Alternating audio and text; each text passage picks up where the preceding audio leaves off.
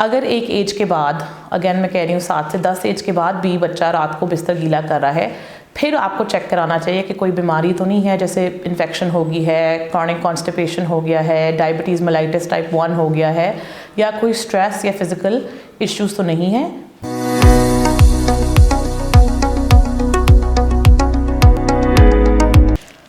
Assalamu alaikum ji, this is Dr. Nida Badr, MD from USA, pediatrician, MBBS. I am a trained consultant at National Defense Hospital.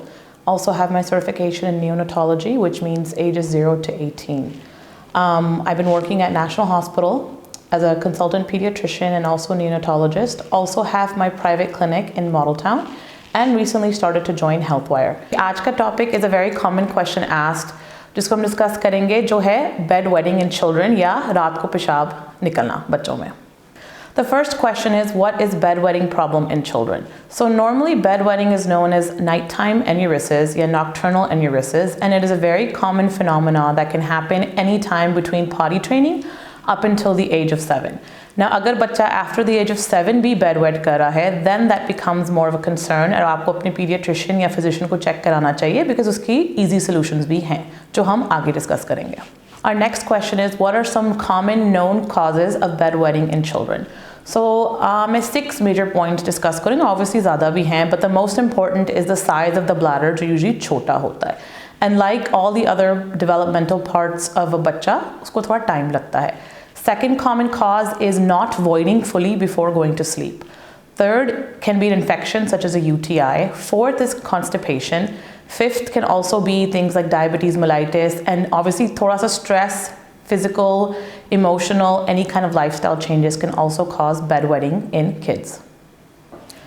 And then the next common question जो पूछी जाती है वो है, क्या बच्चों का बिस्तर गीला करना रात को नॉर्मल है?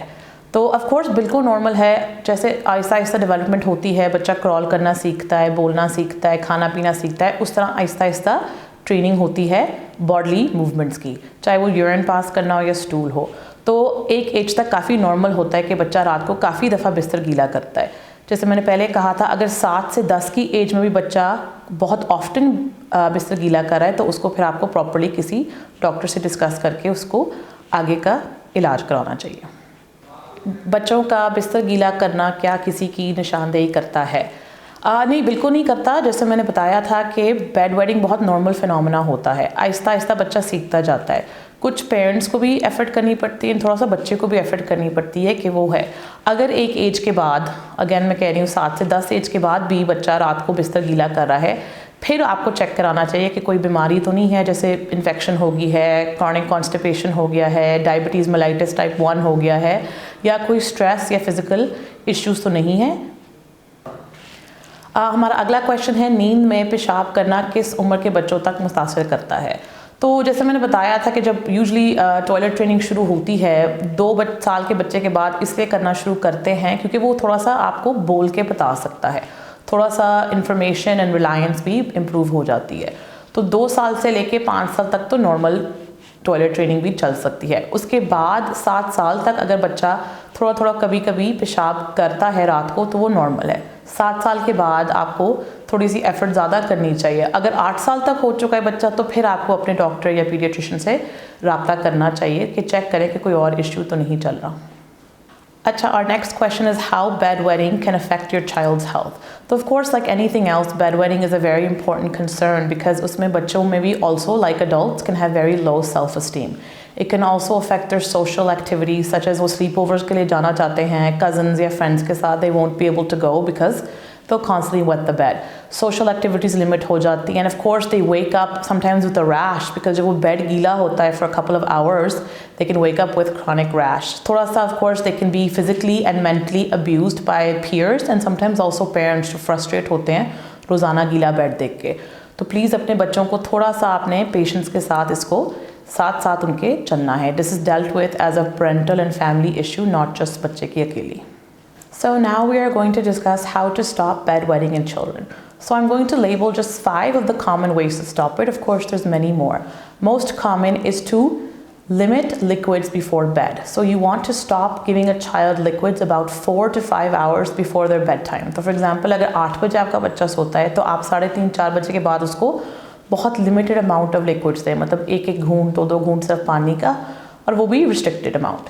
Second is to make sure they double void. Double void का मतलब है कि एक दफ़ा आपने पेशाब फॉर एग्जांपल 6 बजे कराया, आप ज़रूर उसके सोने से पहले या सोते वक्त भी उसको उठा के टॉयलेट पे रखें ताकि वो सेकेंड टाइम भी वॉइड करे।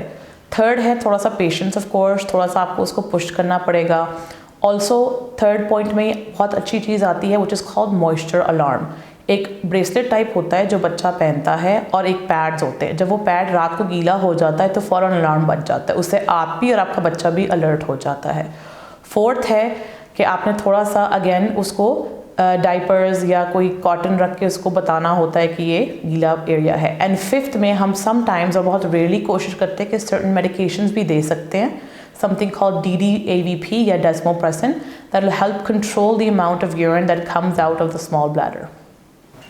एंड लास्ट क्वेश्चन जो है आज के लिए वो पूछा जाता है कि किस उम्र से डॉक्टर के पास बच्चे को लेके जाना चाहिए for bed waiting.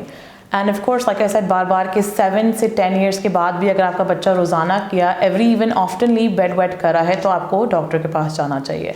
And I would definitely recommend कि आप हेल्थ वायर को यूज़ करें because HealthWire makes it easy for patients to reach doctors. And HealthWire makes it easy for people to get in touch with some of the world's best doctors. So please definitely use HealthWire and connect with me or any other doctors that you feel that your child may need.